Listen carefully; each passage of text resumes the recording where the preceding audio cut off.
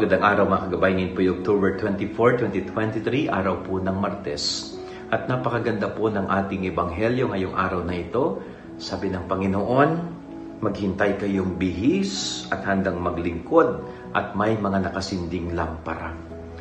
Alam po ninyo sa buhay natin bilang mga tao, sa tuwing merong darating tayong bisita, ano pong ginagawa natin? No? Nililinis natin ang bahay natin, nagpapalit tayo ng mga kurtina, at kapag parating na siya ay naliligo tayo, sinusuot natin ang magarang damit natin.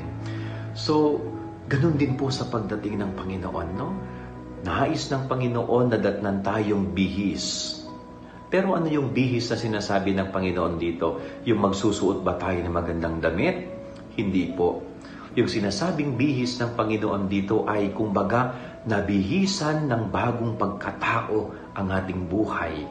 No? Mula sa kasalanan ay naging malinis at naging free sa kahit anong pagkakasala. Yung pagpapanibago ng buhay. No?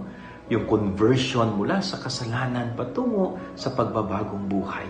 So yun po yung sinasabing bihis ng ating Panginoon. Bihisan natin ang ating sarili, no? Sa pamamagitan ng pagkukumpisal, paglilinis kasalanan, at pagpapanibagong buhay.